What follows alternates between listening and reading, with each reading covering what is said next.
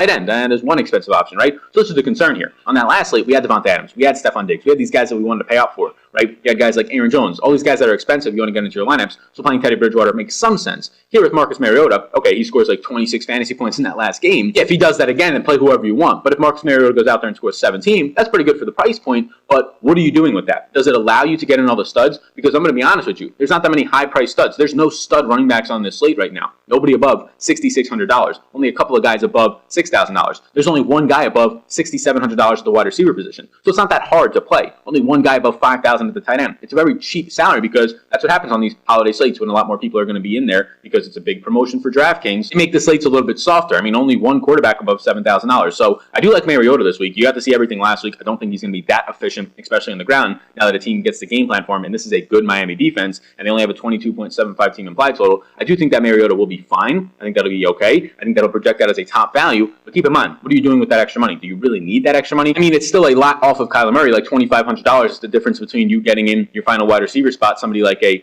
Mike Evans, or going all the way down and having to punt with like a Danny Amendola or something like that, right? So that is a decent difference, but you have to ask yourself, is that enough for the Kyler 35-point upside if Marcus Mariota only goes for 17, right? So that's the difference. I don't think there's as much opportunity cost as there was on a previous slate. The opposite side of that game is Tua with a better overall team implied total of 25.25. Tua has looked very good over his last couple of games at this point. He's going to be coming in with the best matchup on the slate in terms of fantasy points to the position so far this year. We got to see Tua run a little bit in that last game, ended up rushing in a touchdown. Overall, in that last game, I mean, Tua wasn't all that impressive, 5.6 yards per attempt. Still not getting the high passing volume, right? He had it because he needed to against the Chiefs. He throws for over 300 yards, right around that number, but he only goes for 145 yards in this last game. They ran the hell out of the ball. Matt Breida was getting a ton of touches. Salvin Ahmed had over 20 touches, over 100 yards and a touchdown. So they really didn't need Tua, but he only averaged 5.6 yards per attempt. He's been pretty decent from a quarterback real-life standpoint. From a fantasy standpoint, he had the nice game against the Chiefs where he has to play from behind, has the 2 touchdowns, over 300 yards on 48 attempts, right? Still only averaged 6.6 yards per attempt. Other than that, though, you're basically hoping for Tua to get you like somewhere around 16 to 18 fantasy points, which at $5,400 is fine. I might lean to Marcus Mariota there. Both of these guys are fine. They'll look like decent values. I'm sure if I played 150 lineups, and when I do, if I crunch my exposures, I'm sure I'll get like 15% of each of them, a lot of Kyler, and a decent amount of Brady. My interests are going to be basically in the price points. It's pretty obvious at this point. Kyler by far and away, single entry, 3 max lineups. I'm going with Kyler. It's hard to pass up on a 35 to 40 point ceiling, and he does it so effortlessly. Brady, and then I would probably go with Mariota over Tua at this point right now. I just think that you're going to be seeing a little bit more aggressiveness out of Mariota. I mean, the contract that Mariota got from his agent, basically paying him starter money as a backup, and if he ever did start some games for them, he gets even more incentives.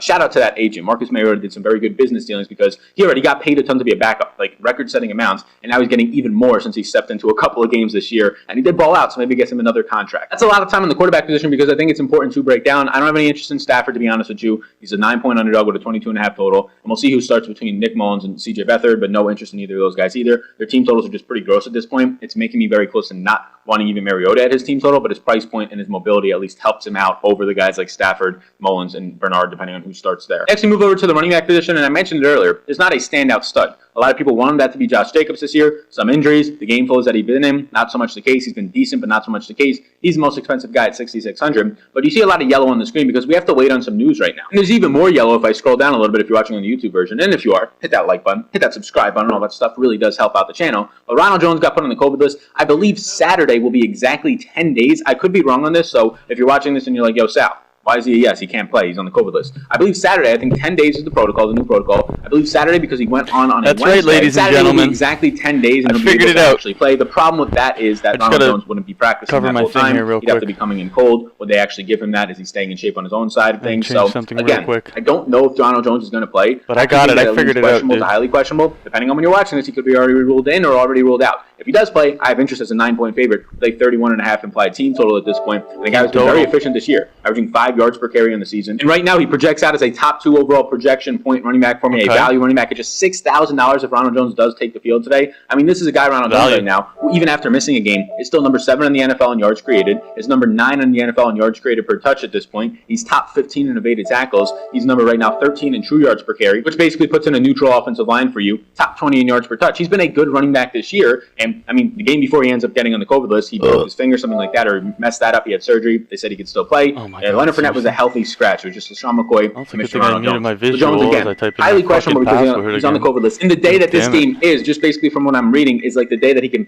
technically come off of that COVID to report, depending on what his symptoms are, of course. That would be the earliest he can come off. So I do think he's highly questionable. It is a beautiful matchup against Detroit. If indeed he is out, well, Leonard Fournette is $5,500. So as you're watching this right now, it looks like Ronald Jones is a yes for me. This is assuming that Ronald Jones plays. If he doesn't play, his teammate Leonard Fournette would become a yes for me, who had 2 goal line touchdowns to kind of save his day last week, but continues to just see some work in the passing game. So last week, Leonard Fournette was not good by any means, and he really hasn't looked all that good compared to Ronald Jones this season. 14 attempts for 49 yards, 3.5 yards per carry. Again, he had the 2 goal line touchdowns. But Fournette was still active in the passing game, saw another 5 targets in that game. I mean, the target share was all spread out. I think it was 8 different guys saw at least 3 targets and 3 receptions, so all the way spread out, but he did run 21 routes in a game where they were leading pretty late, so that was good to see. So he's involved. 5,500 if it got chalky, I could avoid it. That's just kind of cover our bases on depending on what happens with this Ronald Jones news. The guy that I really want to talk about is Mr. DeAndre Swift, who was our that one dude last week, who we got a little bit not sour on, but we just couldn't get as much as we wanted to because a lot of other guys opened up. Tony Pollard for a cheaper price point, right? I moved all my chips to Tony Pollard. A lot of our chips went to Leonard Fournette. Both of those things worked out. DeAndre Swift still played very well, ran another 25 routes, caught 4 of 5 targets overall, so he picks up another nice little floor of around 6 fantasy points on the ground. His rushing ability right now, he's by far the full workhorse back in this backfield. DeAndre Swift had 15 carries, Adrian Peterson had 6, and no carries for Kerryon Johnson, no touches, I believe, for Kerryon Johnson. And you had the goal line touches, you had the red zone touches, all going to DeAndre Swift, who had 15 attempts for 45 yards and 2 tutties. Ended up going for 20-plus fantasy points again. Tough matchup against Tampa Bay's defense, but what you're getting here at $6,400 is the ability in the passing game to pick up a floor of 6 to 10-plus fantasy points, depending if he gets in the end zone. And the leader in fantasy points per touch at .961 fantasy points per touch. Again, a tough matchup. He's going to project out as one of the best options on the slate. Now, a guy that I'm a little bit worried about is Josh Jacobs. The matchup for Josh Jacobs is also difficult here. Just a 22.75 team implied total. Also an underdog like Swift. The problem for Josh Jacobs is he doesn't have that passing game upside as you get out of DeAndre Swift, and he has a terrible offensive line. And now a very big thing that's going to go underrated maybe is the fact that you have a mobile quarterback coming in there that can steal these red zone touchdowns. Just think of all the running backs like Kyler Murray's running backs. They don't get as many red zone touchdowns because Kyler Murray's running in 10-plus touchdowns this season. Cam Newton is running in 10-plus touchdowns this season. None of those Patriots backs score touchdowns at all. So now that's your issue with Josh Jacobs. So Josh Jacobs has been getting involved in the pass game. Saw 5 targets 2 weeks ago. This past week caught all 3 of his targets for 38 yards, ran 18 routes. That by far led the team, right? Devontae Booker did not run any routes last week. Jalen Richard got hurt, only ran 3 routes. So that could be a nice little trend that we're seeing here. We've said this so many times over the last 2 years. Oh, Josh Jacobs is leading the team in routes run out of running backs and all this stuff, and then it just falls down. So this is my concern, is the fact that Josh Jacobs still saw a lot of touches last week, right? But he didn't get anything great out of that. 26 attempts for 76 yards, just 2.9 yards per carry, found the end zone as well. Had a nice game when you piece it all together because of his passing game usage. But the concern here is that this is a much tougher matchup. They're going to be playing from behind with Marcus Mariota, where things can go sour, and if they don't, Marcus Mariota can take off with his legs in the red zone. So that's a little bit of a concern here for the most expensive running back on the slate. He'll still project out nicely for 15 to 16 plus fantasy points, but just keep in mind, if the ownership gets anywhere near higher, I'm fine pivoting to Ronald Jones if he's in, or Leonard Fournette if that's what's going to be, and DeAndre Swift. It's kind of difficult to touch on the rest of the slate right now because we have guys in really Miami that are going to be potentially coming off the COVID list, like Myles Gaskin. He's eligible to come off the COVID list. The last time that we saw this guy come out of injury, Myles Gaskin took the job right back from Salvin Ahmed. Now, Salvin Ahmed was banged up in one of those weeks, so that's going to help a little bit with Myles Gaskin being able to come in and see another 20 opportunities like Myles Gaskin in week 13. After missing the previous 5 weeks, saw 23 touches, 7 red zone opportunities, and 141 yards. He took the job right back. Ahmed was banged up? No. Now Ahmed is coming off of a 20-plus touch week where he was pretty good, scores a touchdown, over 100 yards. What does that mean now? Well, I know that I don't want to play Ahmed if indeed Gaskin is coming back, and I would take the risk on playing Gaskin at $5,300. This is a guy that they seem like they like. I do think Ahmed would still be involved, but you're hoping here that Gaskin could just take back over the backfield like he has every single time that he's came back from injury. And basically right now, out of Gaskin, over his last 4 healthy games, he's seen 21 or more opportunities and 20 or more touches. So Gaskin at $5,300, I would take this in the best matchup on the slate against Vegas, against running backs. I would take this as if Gaskin will be the 1A to 1B or just the 1 to 2, Ahmed being the 2 there. So as long as Gaskin comes up, I like it. We have some injury news we have to watch in San Francisco with all their running backs, and it's always the case here, right? Raheem Mostert banged up his ankle in the 3rd quarter. Jeff Wilson, I believe, banged up his ankle in the 3rd quarter, so you have to track that injury news. They both look like decent options.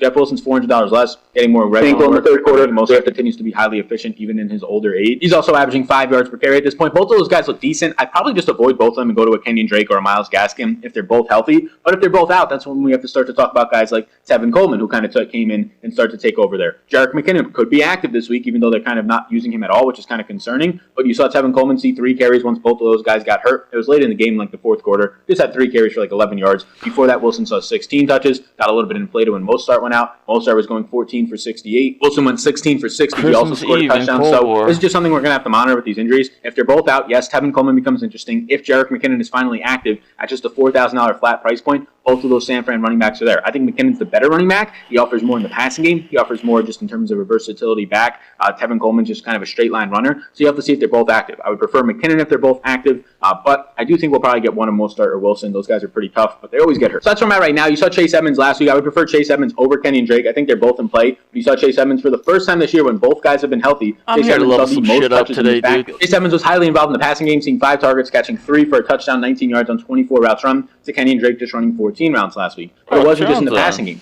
It was also for Chase Edmonds in the backfield and just the running game straight up. Chase Edmonds saw 11 attempts to Kenny and Drake's 10, so it was very close. Edmonds ended up averaging 4.3 yards per attempt to Kenny Drake 2.6. So I would lean to Chase Edmonds here at $4,600. He looks like one of the better value plays in the slate at the running back position. But since none of these guys are all that expensive, there we go. I think Swift, Ronald Jones if he's in, otherwise Fournette, and then probably Myles Gaskin are my favorite options. Edmonds would be a cheaper guy that I would go to over those San Francisco backs. Next up is the wide receiver position. And we have some sneaky studs on the slate, like guys that normally aren't considered studs outside of Hopkins, of course. Nothing to say here about Hopkins, right? Kyler Murray's gotten healthy the last 2 weeks, and Hopkins has gone over 130 yards in the touchdown in each of those weeks, balled out for 169 yards. There is an echo. Touchdown on the left sideline last week. I'm going to continue to get to DeAndre Hopkins because that's just exactly what this guy does. He smashes. There's not much to talk about. He's 8,300. He's expensive, but he's going to be in my Kyler stacks. Single stacks probably more so. It's as simple as Fly. What up, Stu? What the fuck is this? So you hear echo, right? No, who the why is it 2 flies? Okay, hang on. Can you hear this? That. Wait. Then after that, you have Brandon Ayuk, and Brandon Ayuk is a motherfucking man. And if you watch these games, Brandon Ayuk is just set up to easily have a fantastic floor for fantasy. Brandon Ayuk has just been dominating right now. Yeah, is it? It works. It's clear, eh? Yeah. Man, I gotta see if it. So I have it now. So that second PSN account I have logged in on my other controller is taking my audio from my PC. So when people type shit in the chat, it'll read it. You guys can hear it too. Now I'm echoing. Now that's the problem is I figured it out so that if I mute, so I have myself muted with my second account, and it takes away the echo of my voice, but it still seems there still seems to be something echoing. I think it's all you guys. Hello. Yeah. Yeah, I'm echoing. I have to figure out if I can get rid of that echo, dude, because that's obviously it's too much. We can't play with that, dude. But if I can figure that out, man, why is that happening? Why is that echo happening? Talk again? Hello. Yeah, because I think I'm gonna have an echo when I'm playing. Like I think my sound audio is gonna come through twice, and that's not gonna be good. Yeah, I just heard your PlayStation. Yeah, so you hear that now. Fuck, why does that happen? Fuck. Why would that happen?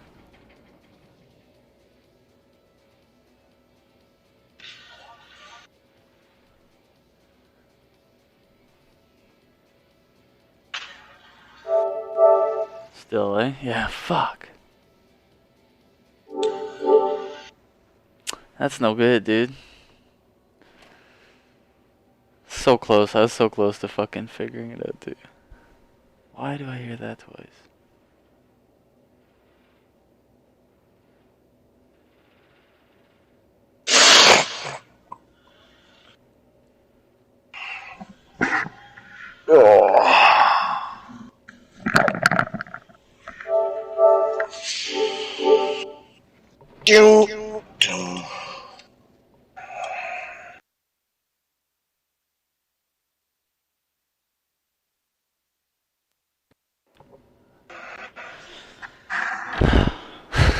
God, Jacket says, "How's your day going so far?"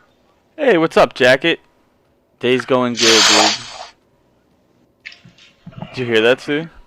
Yeah, I heard it. It was burnt. Yeah, burnt. Too bad about that fucking echo, dude. It's going good because I figured this out how to get my audio here to the PSN, but now I got this shitty echo, dude. They're gonna hear all my shooting, I think. It's gotta be a setting. If I do this and I go, I'll put the headphones, chat, audio, all audio. Damn it. Oh, maybe this is it. No, that's not it.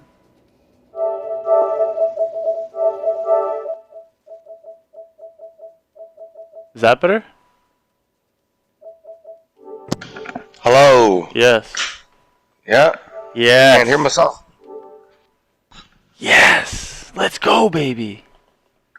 Day is going good today, Jacket. Jacket, type something. Yeah, make the ladies talk for Stu. I should type something. Jacket. Oh! Says, this turned to a yike. Let's turn to a yike. You got it.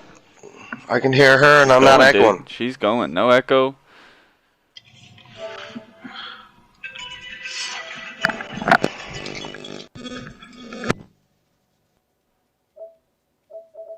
Now I go to chat audio.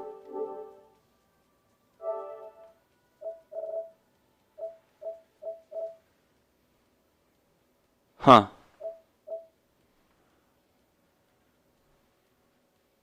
Pretty sweet.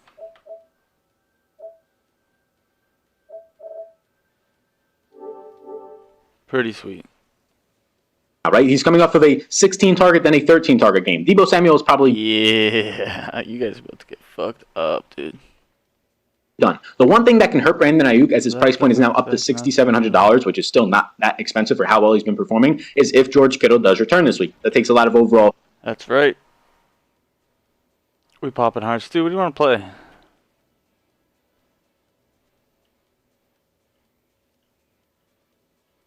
Stu just left me here, dude. I'm gonna just play this then.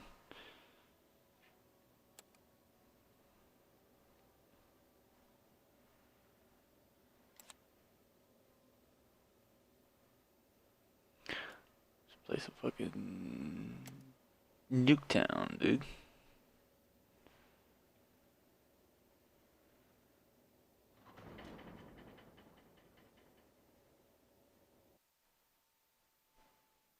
Jacket.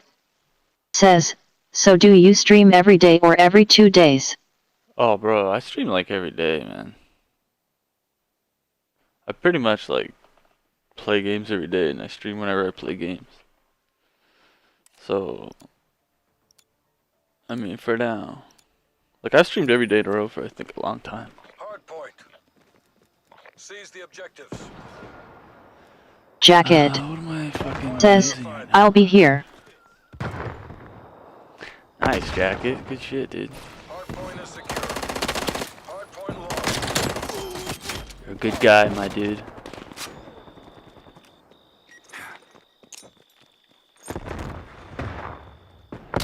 So yeah, normally I work, but I'm off today. And tomorrow's Christmas, so we'll see. Damn it, dude. We're in the lead.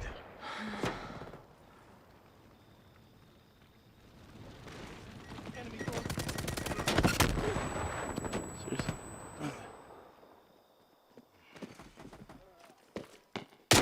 Oh my god, in the fucking corner.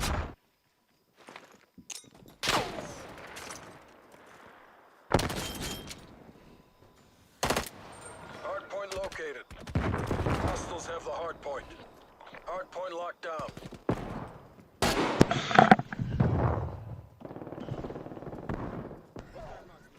Hard point contested.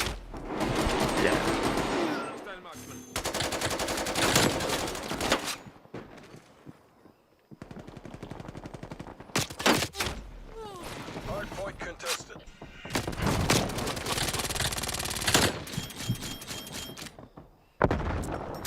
Hard point contested.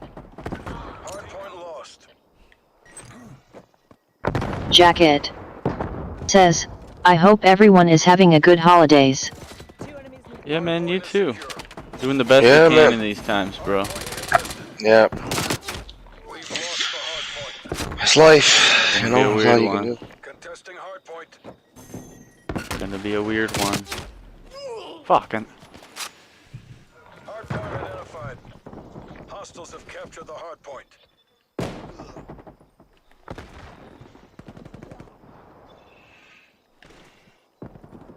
Like, I don't know where they are, Hardpoint dude. is They're so secure. weird. Hostile spy plane established overhead.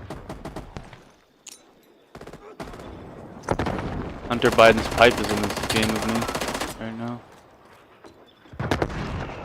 For real? Like,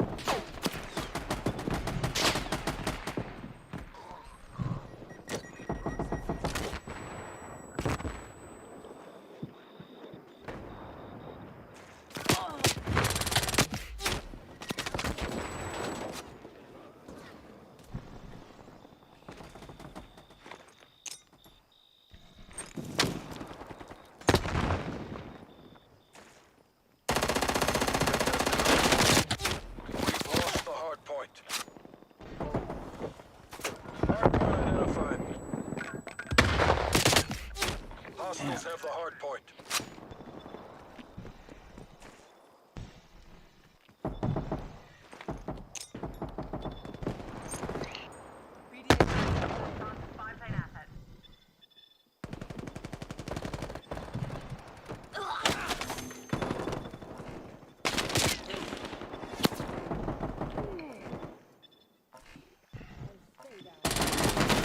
Point is secure.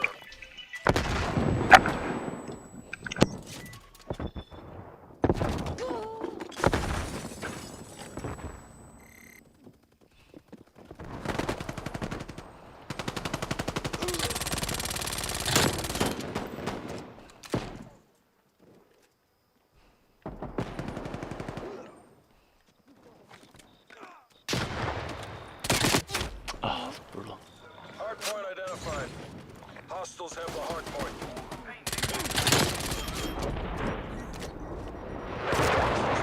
Established overhead. Hard point locked down. Hard point contested. Hard point lost. Hard point locked down.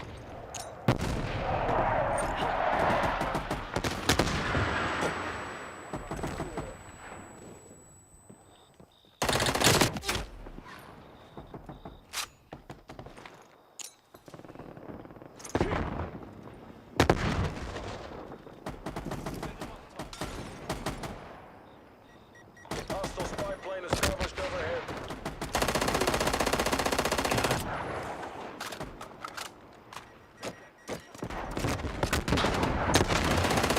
It is too. Oh my god.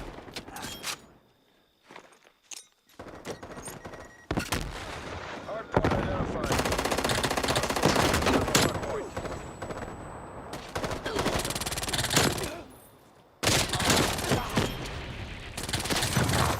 Spy plane available for tasking. Check your targets.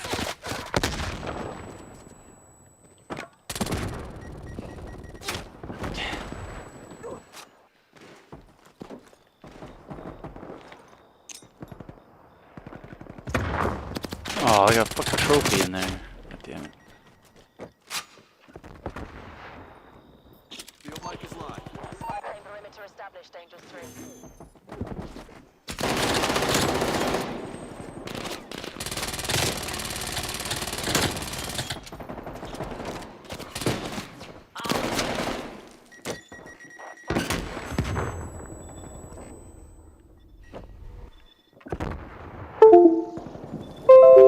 Hard point located.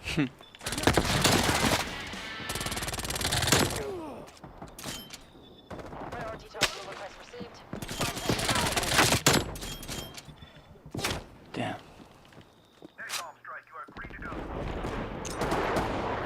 Hard point is secure.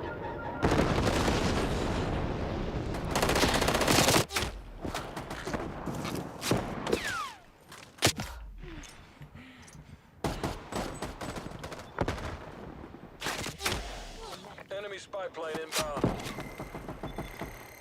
Multiple hostile spy planes detected. We've lost the hard point.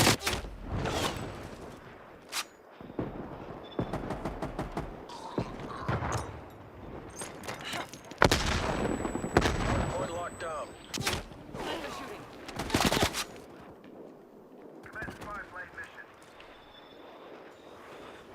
Hard point identified. Wow. Point is secure. Fuck that. Throwing C4.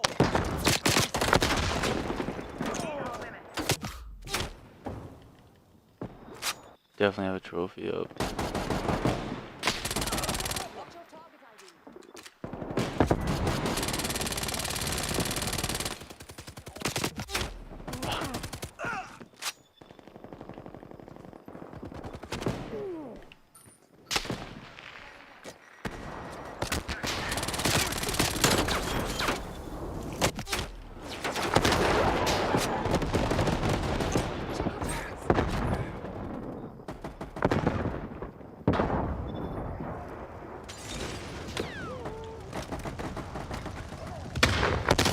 Hostile spy plane established overhead. Hardpoint identified. Fucking stuck me too. Hardpoint is secure. God damn.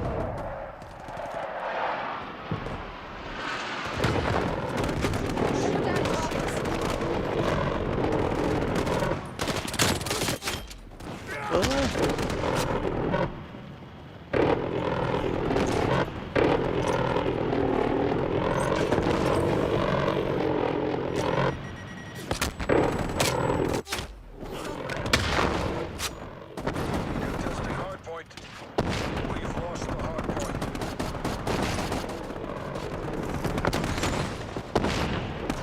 Hardpoint is secure. Enemy care package above. Contesting hardpoint.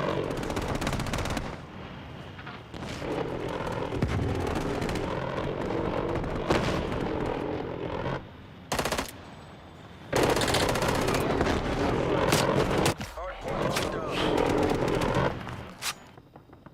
We've lost the hardpoint. Hostile artillery targeting active. Artillery inbound. Check your targets. Oh my god, dude. Ho ho ho. Oh, Who wouldn't go? Ho ho ho. I can't play Cold War. It's over now? Yes. Well, today is Christmas Eve. I gotta go to the shop yet. Sit rep. Strike inbound. Hostile spy plane established overhead.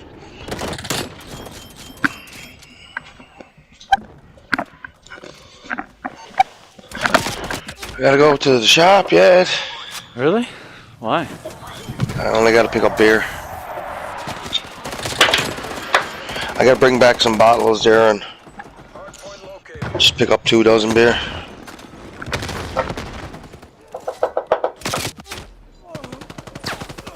Hardpoint is secure.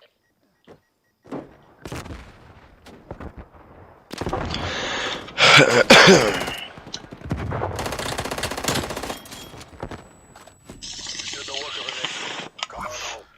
I did so bad. Mission parameters It was agreed dog upon. shit. It was dog shit.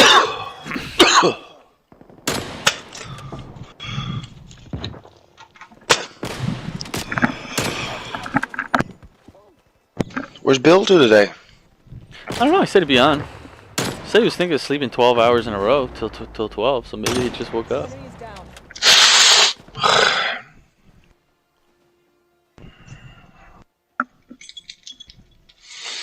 Maybe.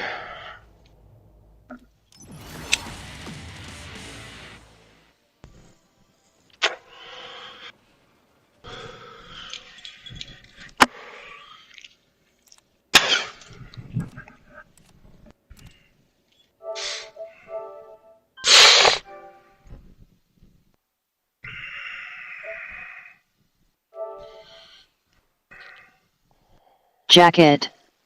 Says, I woke up yesterday, I refused to sleep. You woke up yesterday? You mean you didn't wake up today? That's interesting. You're like that ER doctor was posting on Twitter about how he did a 37-hour shift. I was like, that's fucking bullshit. How can you be a doctor, whatever, and work 37 hours in a row? That's retarded. That don't even make no sense. You know? But you shouldn't do that, bro. You should take a little nap. I never liked the feeling of when after I stayed up all night, you get energy for a few hours. Jacket. And you get so tired. Says, that's a big yike from me. It's a big yike. Big yike.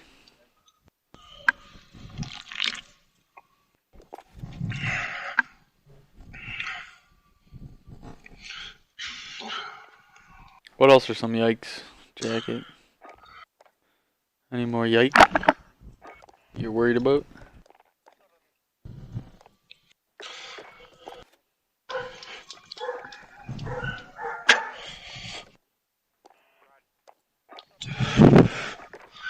Oh man, I shit the bed last night. I only got 278. I thought you meant you shit the bed last night.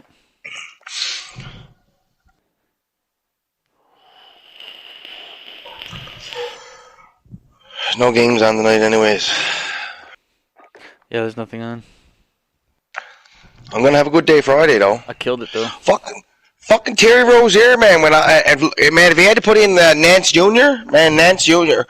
would have ended off with like 60 last night against me. Bro, you got killed. I did.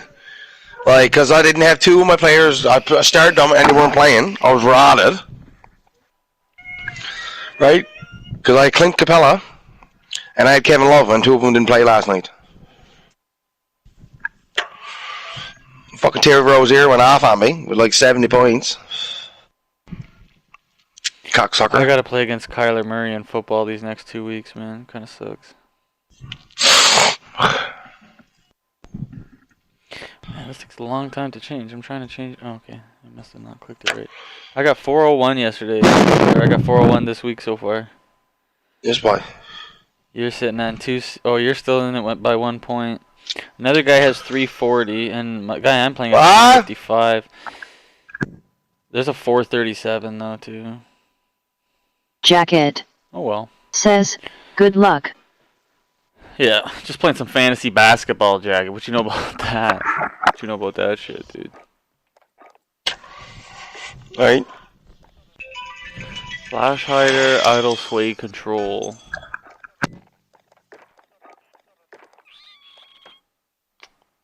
We'll stick with that. I think we'll stick with that.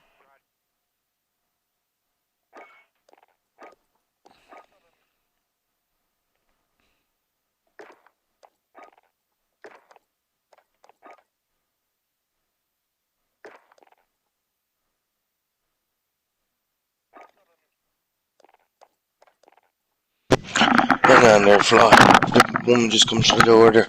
Oh, yeah? Fucking guy gets on the games, lady gets home, can't even play, gets me to get off Cold War. Now he's busy. Like, who does that shit, dude? That's so rude. Why does the M16 look so stupid at the way they did the front? All non-proportional and shit. William Stop says, typical. Typical. Billy, where you at, dude? Giving your shit out on here, dude. Look, I got the audio figured out, dude. Check this out. Volume away from Brandon Ayuk. If he's only getting 8 targets on this usage that he's getting instead of 13, that's going to be tough. Because the way that they set him up is fantastic. He's in motion on almost every single play, which means he has a running start on any linebacker or cornerback that wants to try and be on him in either man or zone. And he gets just these easy, like 1-yard completions, right? It's just a 1-yard completion that he takes for like 15 yards after the catch after that because he's such a good yak ability monster. That's exactly what Kyle Shanahan loves. He's playing normally his role, but now even the Deebo Samuel role he's playing as well. This past week, 9 catches, 73 yards, a touchdown on 13 targets. His touchdown was one of those little things on the goal line where you just pitch it or direct snap it really to Mr. Brandon Ayuk and he just runs it in for an easy touchdown. That's the plays that they're giving this guy. They're letting his talent show. 29 targets over the past 2 weeks. It's hard not to like Mr. Brandon Ayuk at $6,700. Yeah, I'm not going to probably stack up his team. If George Kittle is in, I hesitate a little bit because we can't project Brandon Ayuk for like 17 fantasy points. It'll probably go down to like 14, which is concerning for the price point. If Devontae Parker is in after missing last week, I will be going to Mr. Devontae Parker because you're starting to see slowly some chemistry come with Devontae Parker and Tua. Now, Devontae getting banged up hurts a little bit there. Devontae in week 14 got banged up. He ended up only seeing 2 targets. He dropped basically a touchdown. It was a difficult catch, but he dropped it in week 14. In week 15, he doesn't play. I'm still laying around. Laying around. Handsome, dude. That is handsome, dude. Got some over-under talk. Fedor Arm Bar It doesn't matter where they says, come from. told ya I was going for 12 HRS sleep last night. Winners are winners. Welcome to Hamilton! Disgusting. Disgusting animal. Pat McAfee Incorporated Only a offices. disgusting animal could I do am that. Tone Diggs. The aforementioned Pat McAfee sitting right next to me. How's it going? Fucking enjoying a delicious. What are those things called? Oreos. Double sub. Somebody send them in 5. Whoever This guy's just eating fucking Oreos, lying back, dude. That's me, dude. Sitting next to That's him me on my stream, is a dog. man that gives out picks on sports no one cares about. Thank you, Tony. I didn't say it. But they're winners. Winner's a winner. You got to find them however you can, my friends. Money be green. Money be green. Bubba Gumpino, how you doing, pal? Good. How are you, Tony? Good. And on the what's that thing called? The face machine. Look, Bill. FaceTime, yeah. FaceTime. There's And on two the of me. FaceTime, former NFL GM, host of the Lombardi Line, the GM Shuffle Pod, subscribe to the Daily Coach and writes for the Athletic. Michael Lombardi, how are you doing today, sir?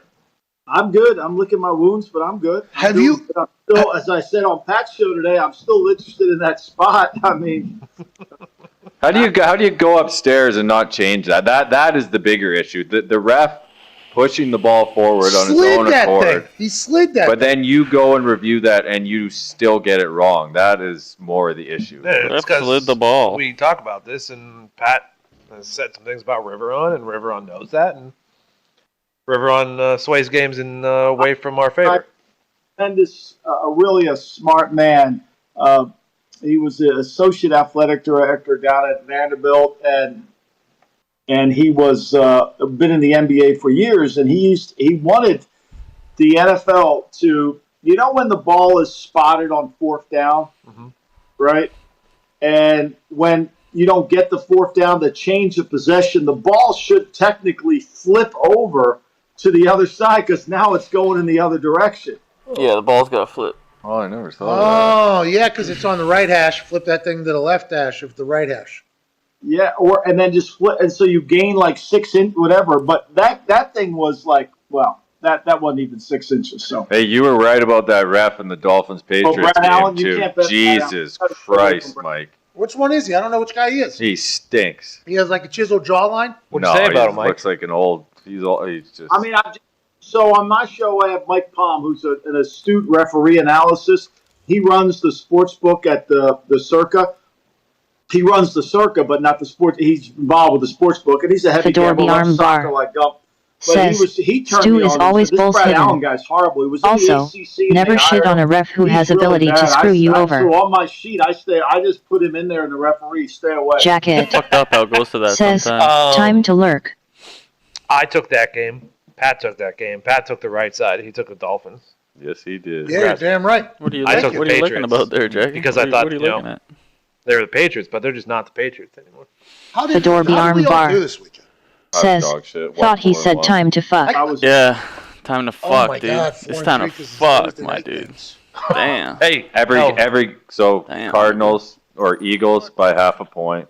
But I think we have to do this for the podcast listeners. Oh, yeah. You know what I mean? Fedor Like, when Arm we go Bar in- we have- says, weird you flex gotta jacket. Put your record up there. You are what you are. Flex. You Oh, doing it. man. Like, I You didn't know, know you his got to gun have up. credibility by doing it. Seahawks were up 20-3. Russell Wilson wanted to be a rapper again and throw the ball away. There's been some games we've lost this year, though, by the way, that are complete bullshit. Every fucking weekend. The Bucks. I mean, every game. By Hacky The only one I'll say was Says, probably a bad fuck. pick is the Niners because Jacket. Nick Mullins really stinks. says, I don't think you can it pick them is. anymore. I think they died when they were no longer allowed to play in San Francisco and they'd go on the road for But a month.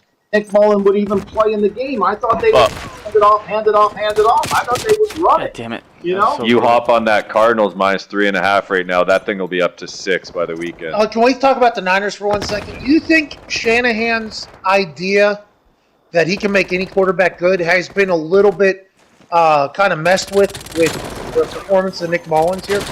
No doubt. No doubt. There was Really? a time when Mullins actually looked good, and the more he played, the less he's looked good. I agree. You can't take just anybody. I think Debo was the straw that stirred the drink, though. He was massive that game they won against the Rams. He went down again. Now they stink again. Stinky? Plus, they don't have a home field either. They haven't been home. That's what I'm saying. I don't know family Oh. situations like, it can't be good. It cannot be good. Like, Pat, as a player, I go think on the you'd be sick of it, especially with your whole team's believe hurt, it, right? it's You guys, like he hits it feels like they're getting, now granted, everybody's been punished because of 2020. Having to live in a hotel for a few weeks, I bet you the first couple of days, it's pretty nice for some guys, you know what I mean? Get away from the family and everything like that for a couple of days, kind of like a little bowl. Adorby Arm Bar You're talking like 2-3 weeks says, at a time. I'm going Plus to one store if to you're grab a not. I mean, lunch it's and just- then I'll be on. They had Hey, no buddy. shot there. We should have known that. We'll We see should've ya. seen that happen. We should have. Pat, That, I should have thought about that. And Exactly. Oh, he's back. There's a lot of those games, Paizo. What's up, Stu? You're back. Hardpoint identified. Oh, now you're gone. Oh, he's got to go to the store, I bet. This fucking guy, he didn't... When you're watching, No where comms, I'm like, dude, oh, no why didn't comms. we talked about this last week. Why didn't I do that? Like, there's a couple games I was watching yesterday, and I was like, how did I even think that this wasn't good? I'm gonna be honest. I never even looked at the Ravens-Jags line. Oh my God, that was. I literally fucking wasn't even on my radar. I don't know how. it wasn't mine either because my numbers on the Jags, it was like, okay, and Oh, it was like 8, and I wasn't taking the Jags and the points, so, I would have had to taken the Ravens, and I just like, oh, well, and then I thought maybe they would cover back. Ever since the Jags backdoor covered me with Cleveland, I've been reluctant. Hey, they're in a very different world now. All of a sudden, after that loss yesterday, that they had. I mean, the Jets winning has changed a lot of people's lives. All of a sudden. Michael, do you now if you're the Jets GM, how much does it change? Do you go with Fields? Do you stick with Darnold? Do you try to trade the second pick? Well, I think what you have to do is compare Darnold to the field, right? To Justin Fields and whomever else, Mac Jones, and say, okay, my guy's as good as, he's better than. You've got to really do a good job evaluating Darnold as a comparison. Because what you can't do is get caught in that it's new. Like, Fields is new. Is Fields actually better than this guy? Is Fields really better than By Hacky. Darnold? And if Says, he's significantly better, Al Davis is saying all the time, fuck yeah, that shit's true, dude. I'm not looking to get a little bit better. I You want gotta to get compare a him lot against the better. field, man. That makes sense. What he was saying to me was, don't bring in if we have an offensive guard who's Damn a it. 58 player. We're not replacing him with a 59 player because by the time we train him and teach him, it takes too long, and we've only incrementally gotten better. But if we could find a 66 player, then we're going to make that switch. Hey, I think that's the same conversation you got to have with Darnold as it relates to these other guys. how about Justin Fields at Big Ten championship? I think he hurt his draft stock, God damn it. Yeah, I think he did too. I think he really did too. and that stinks because he was out his guy, and COVID happened and everything like that. But it did. That's not a guy. I don't know. Maybe he will be, and maybe we'll be wrong. But Oh. I'm not saying you sell the farm to do that. Plain If someone is willing to do it, if someone's willing to give up and give the Jets like an RG3 type, Yeah, but Type trade. that's what I mean. I don't know. but if not, like, what are your thoughts on the college football playoff committee? Look, I thought A&M should have been in it. I'm not sure that Notre Dame. I'm not sure that Ohio State deserved to be in it. I thought Ohio State got a pass because the Big Ten's not very good. I didn't think they dominated the Big Ten, and I think the Southeast Conference is better. I think Notre Dame deserves to be in there based on their play through the year. I would have replaced. I think Nick Saban's power ranks. Did you see that online today? No. Yeah. We only saw Dabo's. They had one. Dabo had Ohio State 10. Nick had Ohio State 5. I think I would have been more inclined to be where Nick was. I would have put A&M in there at 4. That Alabama-Florida game was the game of the year on Saturday night. Man, that was good football. Kyle Trask, I would be very intrigued. If I was the Steelers, I draft Kyle Trask. He won't make it to him. He sits for a year behind Ben. Yeah, he's going to get picked up early, especially with how he's playing, and also that fucking Mac Jones, those guys are going to go in the top 10. That's why you have to compare Darnold to them. You think he goes top 10? Oh, I believe. All these teams need quarterbacks. Those quarterbacks don't wait till the dance comes to them. You got to go get them. Trey Lance will get jumped by those guys probably because he didn't play this year. It's my assumption, Mike. You could put it. I mean, the Colts will be back there. The Patriots will be back there. Those teams that need Chicago's back there. They need quarterbacks. Washington could be back. They need quarterbacks. I mean, how they're going to sit there and hope one comes to them? Hey, Mike. Who do you think is the most likely to be the Patriots quarterback next year, Mike? I think it's probably somebody in the draft. That would be my guess. Unless San Francisco. Shit.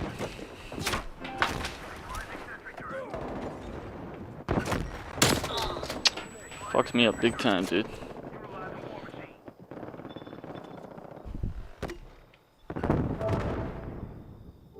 Hardpoint locked And now it's fucking gone. Spy plane inbound.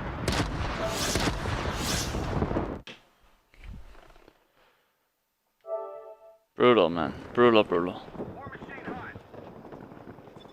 Now I have to restart the audio thing. Oh, that's brutal. Hardpoint lost.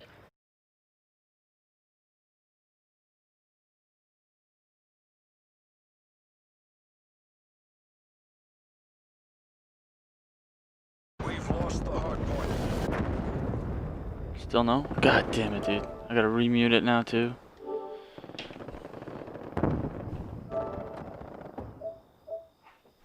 Fuck the whole settings up, dude. It says there's no mic there now. Enemy spy. Ah, fucked everything up big time.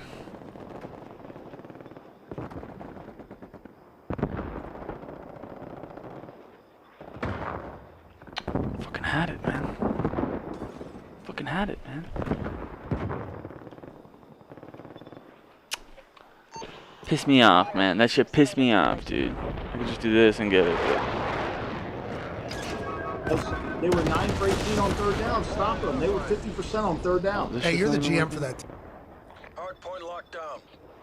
Enemy spy plane inbound. Spy plane mission timeline 50% expected. Maybe it's Testing Chrome. hardpoint. Hardpoint Fuck, that lost. sucks ass, dude.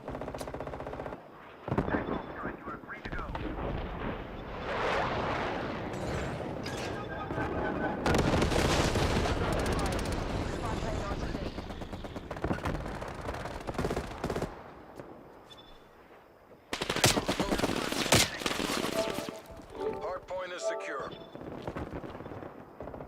No mic, eh? We've lost the hardpoint. Fuck. Fuck. So pissed, dude.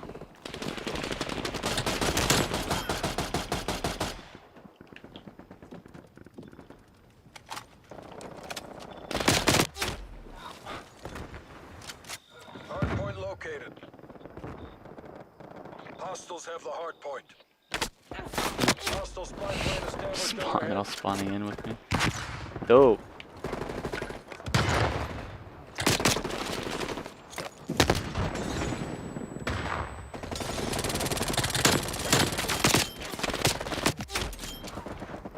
Hardpoint locked down.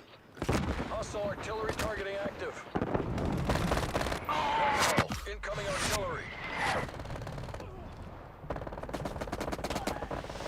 Hardpoint contested. Hostile spy plane established overhead. We've lost the hardpoint. Hardpoint locked down.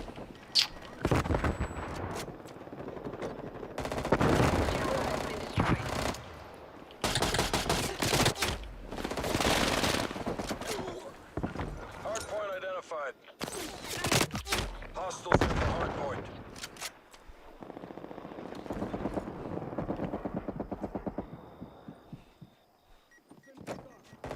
Enemy spy plane inbound. Hardpoint is secure.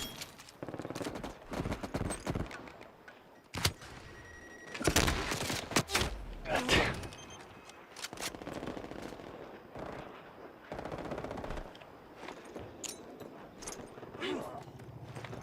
Missile inbound. Hardpoint contested. Hardpoint lost. Hardpoint is secure. We've lost the hardpoint.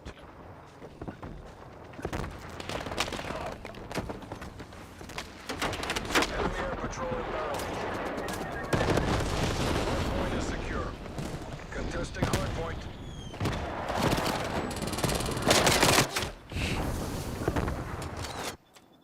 Unreal. Every win pushes back the Iron Curtain. That's brutal, man. That fucking fucks up everything, man.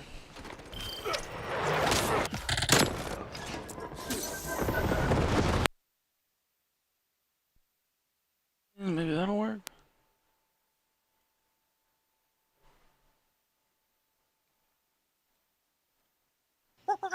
The Joe Watch some Rogan of this. Experience. If you look at the bill that was passed.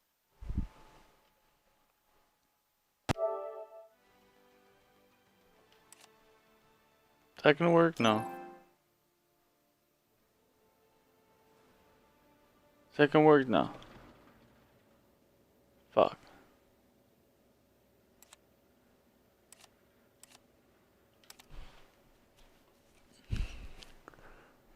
The hell, man?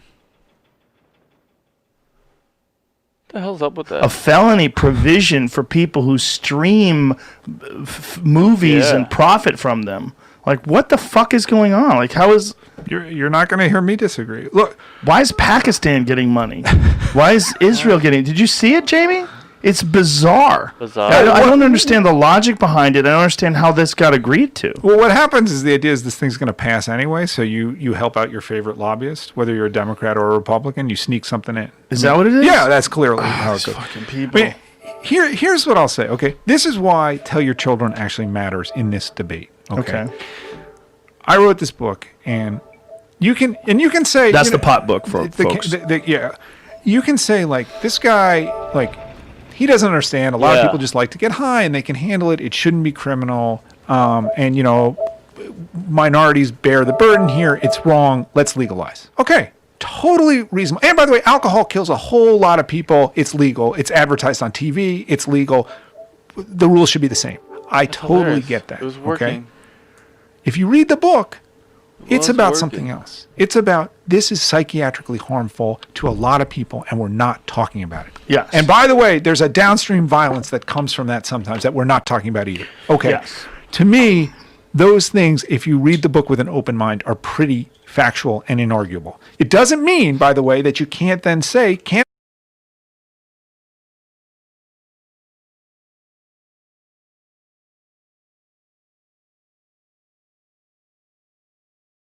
Dude. You hate black people. You don't understand science. You're cherry picking.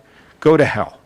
Okay. So when I saw this happening this year with COVID, and I saw the New York Times where I used to work, and you know what? People can yell at me for saying I used to work there, but I worked there for 10 years, and I was a really good reporter there. And I'm not going to back down from my credentials because I am a good reporter. You can say, you know what? That's a heartbreaker. Like, lockdowns are necessary and we need to protect these old people. And you know what? We can't let the hospitals get overrun. But if I present evidence to you that's contrary, don't just shout at me that I'm an idiot and don't know what I'm talking about. Okay? It's not going to work. It didn't work with Tell Your Children, and it's not going to work this time. Okay? So, and what I recognized was that unfortunately, and in sort of the elite levels of the media, you know, the Times, the Washington Post, NPR, CNN, the groupthink is overwhelming. Yes. It's overwhelming on cannabis, and it's overwhelming on all these woke progressive issues, and it's gotten much, much worse since I left the Times 10 years ago. And I don't know what's going to turn it around, okay? And it has terrible effects. Let me give you one example, okay? We should all want to know where this virus came from. I don't care whether you're Republican or Democrat, liberal, conservative. I don't care what country you live in. You should want to know if this is the result of a Chinese lab accident. And there's some evidence of that. We can talk about that later, okay? And you should at least want to know that there's been a complete independent investigation into this, okay? This thing has messed up the world in a mammoth way this year, okay? And at the least, we should want to know where it came from, if it did come from some kind of accident. I'm not saying the Chinese released it intentionally. I'm saying there might be evidence that there was an accident. Because if that happened, we better make sure it never, ever happens again. It's a very... The people don't want to even investigate it. They don't want to look at it. And I think they're afraid of racism or something. There seems to be some sort of indication that there's a victim blaming thing. There's an aspect to it that also is anti-Trump. That's it. Yeah. It's anti-Trump. Okay. Yeah. What happened in March was the progressive media. First of all, they were terrified because of what was happening in New York, what seemed to be happening in New York. And they all thought they were going to die. And then once they realized they weren't all going to die, they feel like realized the that they feds could found beat out I Donald figured it Trump out, and over they the got head me, with this, stopped me, and he tried would to lose the stop me. election. And they did, and he did. feel like And that's what look, I'm neither a Republican nor a Democrat. What are you? I'm an independent. Basically, as I have said, my politics are that it's impossible to be too cynical. Just like you said with the bill that they just passed, it's impossible to be too cynical about the way these people behave. They behave terribly. Crazy. Okay, but so Crazy stuff. why is it that the New York Times won't even write stories about the fact that there's real questions about where this virus came from? Forget the ventilators, forget the U.S. response, forget Donald Trump. We should be asking that question. The groupthink is so serious that basic questions don't get asked right now. Well, we were criticized on the podcast because I had Brett Weinstein, who's an evolutionary biologist, who discussed all the reasons, scientific reasons, why there's evidence that indicates that this is not a virus that naturally occurs. That's right.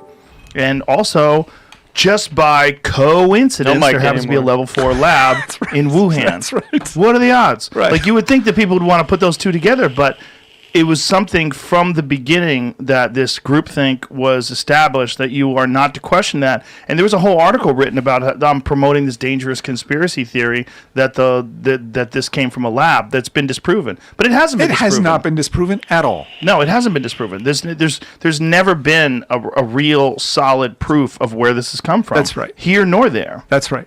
And actually, you'd say the evidence is sort of going the other way now. I mean, in favor of this. And here's why. If this thing originally came from some animal, right? We know that there was a virus that was 96% similar to it that they had at that lab, okay? But we've never found the virus that's 99% animal, which is what we would expect to find, okay? That there'd be something really close that then made the jump from whether it's a civet cat or a bat or a mink or whatever to a human. They've never been able to find that. Why was the connection with pangolins? Why did they think it was... So the virus is 96% bat, it looks like, very, very similar. And then near the most important part of it, the part of it that binds to this receptor on your cells that enables it to get in, it's called the receptor binding domain, is pangolin, okay? So it just happens that it's a perfect cut of mostly this virus that we know was in this lab, this bat virus, with a pangolin virus, with a tiny addition that enables it enables the spike to attach more efficiently. Okay, it's called the furin cleavage, and again, we're at sort of the limits of my knowledge. So I don't want to talk too specifically about it, but somehow this virus just happens to be mostly bat, a little bit pangolin, and we can't find any evidence of a virus that's like that to a 99 percentile in the wild. And believe me, don't you think the Chinese have looked in the last year? Or wouldn't they have looked if they thought they could find something? When SARS came, the original SARS, not SARS-CoV-2, they had found the viral host within a matter of months. I mean, the zoonotic one, the animal viral host, in a matter of months. And they published a paper on it. There's been nothing like that.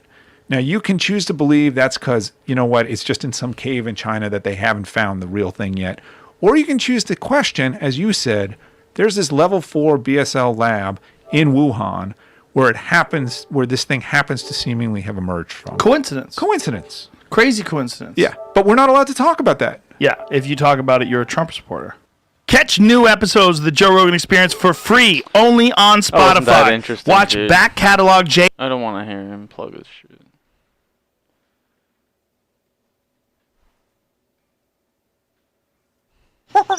The Joe Rogan Go look at coroner's reports, especially in Milwaukee, where they put them all online, dude. of people who've died. So you can actually see the people who have died of COVID, and you'll see how sick they are for the most part. I'm talking about people in their 80s and 90s who have multiple severe comorbidities. Yeah. So in that case, it's really hard to tell. Did this person die with COVID or from COVID? You know, if my heart is failing and my kidneys are failing and I get this thing and I die the next day, okay, I died. Did I die with COVID, or did I die 2 weeks before I would have died anyway, and we're counting that as from COVID? Or maybe even a year before you would have died anyway. But the 2.6 comorbidity factors, that's the average, right, for people that died of COVID. That's correct. Died with COVID. Well, that's a good way of saying it.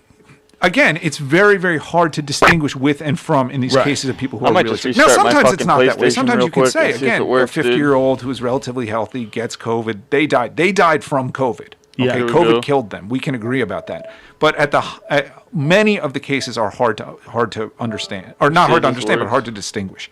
And I'll make one more point about deaths. Very, very, very important point. PCR testing. You know what this is. Yes. But you look for a sample of the virus in usually it's in the nose. Still gonna get that sound though, because multiply I'm it, smart.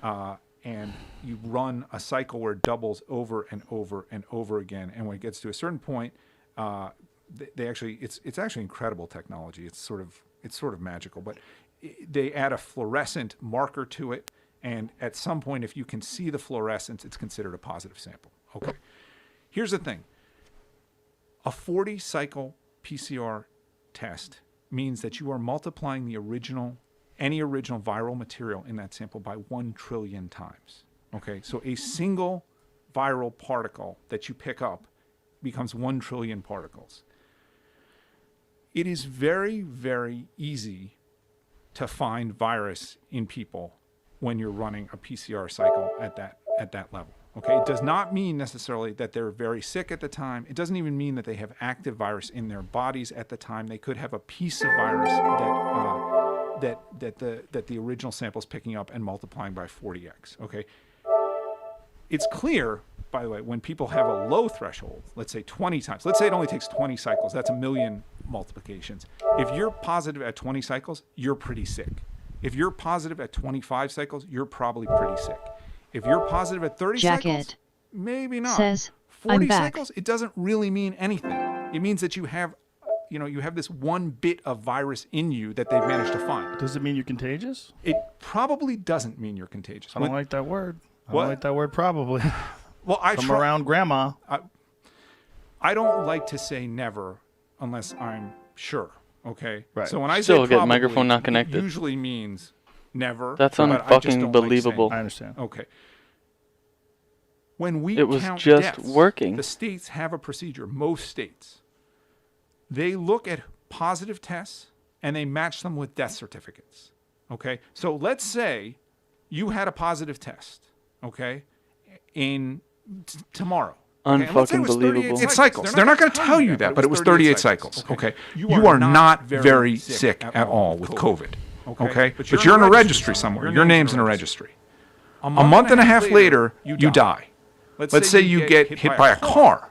That will still initially come up as a positive COVID death because you had a positive test and you died within a specific amount of time after having that test. But they don't distinguish from a violent accident? Not initially. Now, some of the states are trying to clear this up. But let's say you died of a heart attack, Joe. Okay, a heart attack is a potential outcome of COVID. You're always going to be on there if you died of a heart attack. So you're saying that if you have this tiny amount of COVID in your system, you never wind up getting sick, but yet you have a heart attack a couple weeks later, 3-4 weeks later, they will still call that a COVID death, even though you never got sick from COVID. 100%.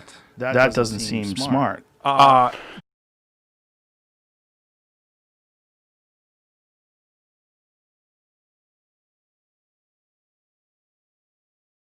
Don't do this with any other illness. Is it because they don't have the resources to differentiate between the people that have died from heart attacks where it's clear, oh, we looked at the person, they had a very small amount of the virus in their system, 4 weeks later, there's no way they were sick from that.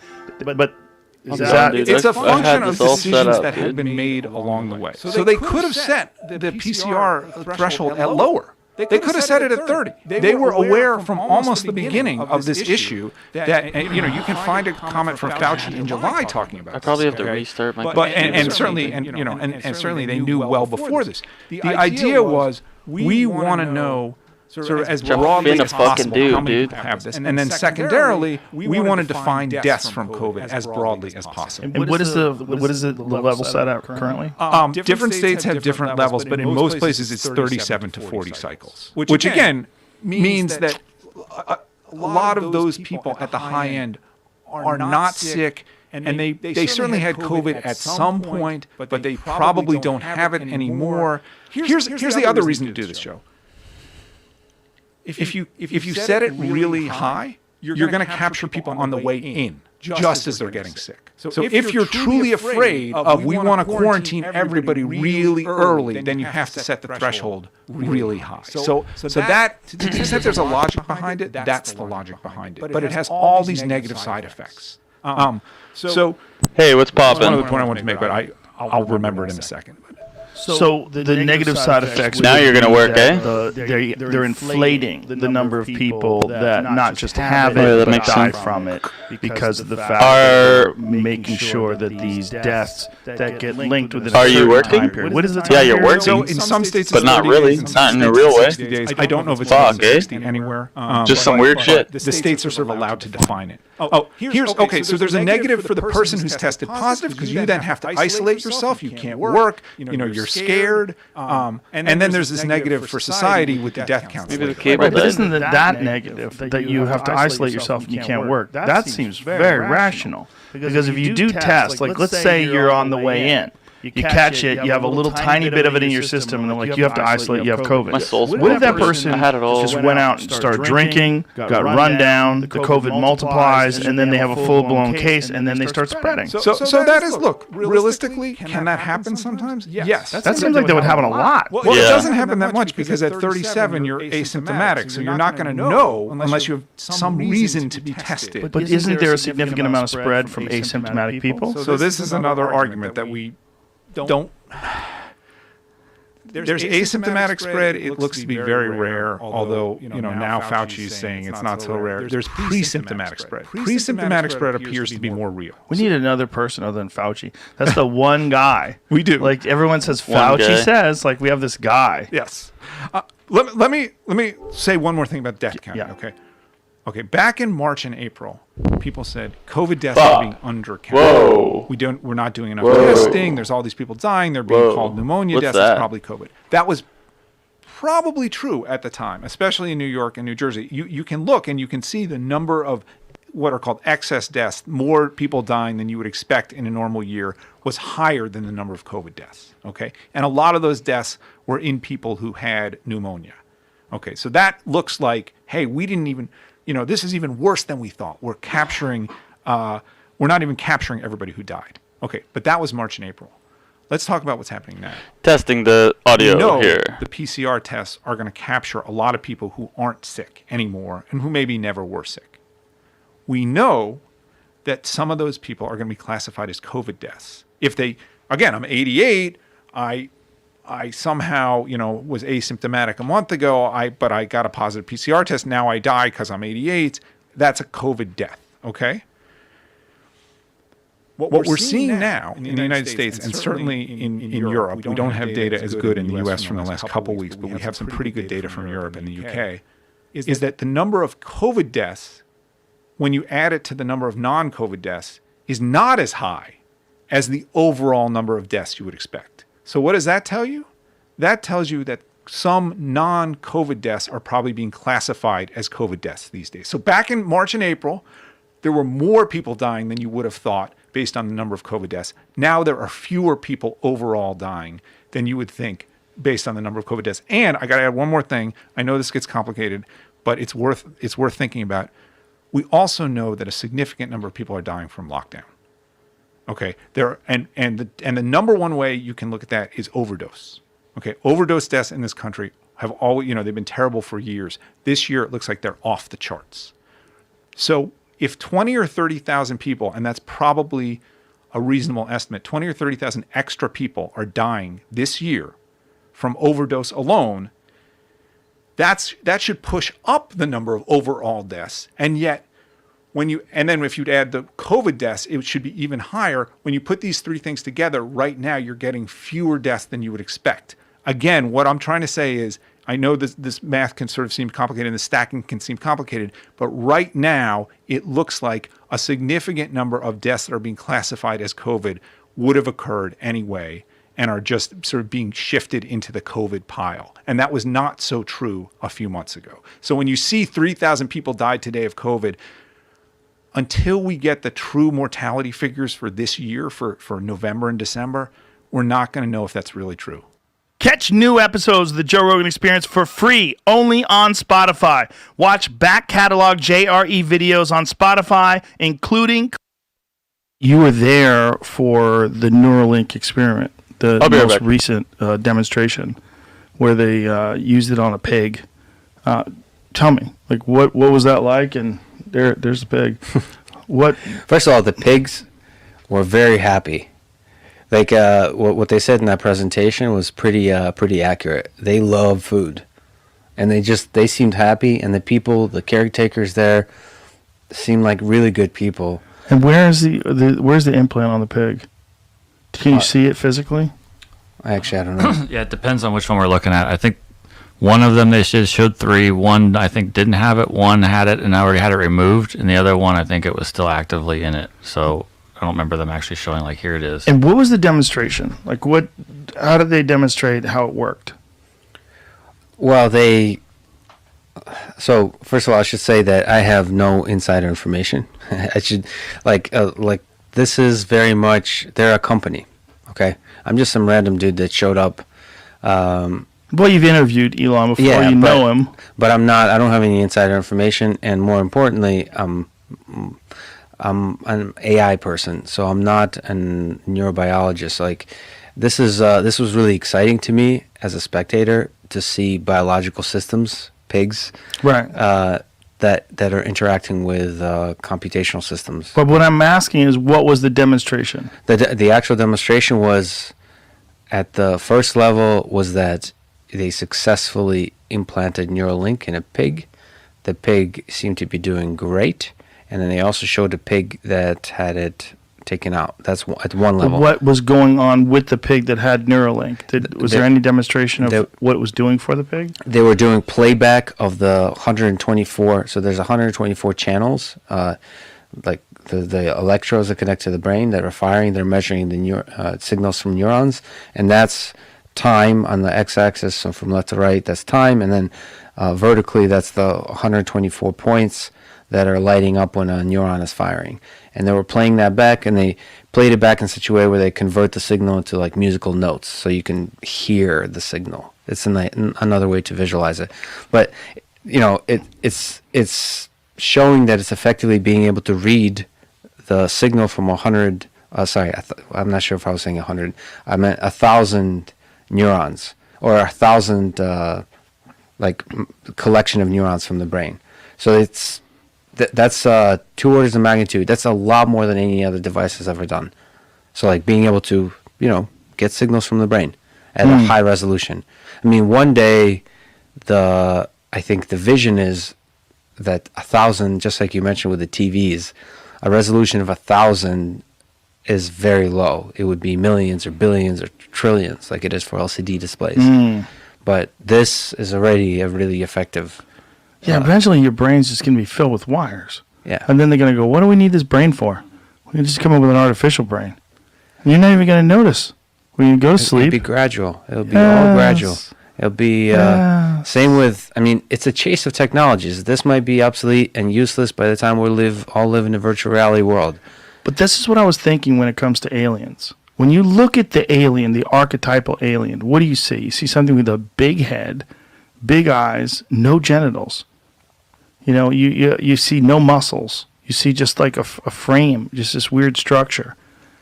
And I wonder if we're going to get to a point where we start replacing things and improving things, and we realize, well, there's some problems with our system, and one of the problems is mating.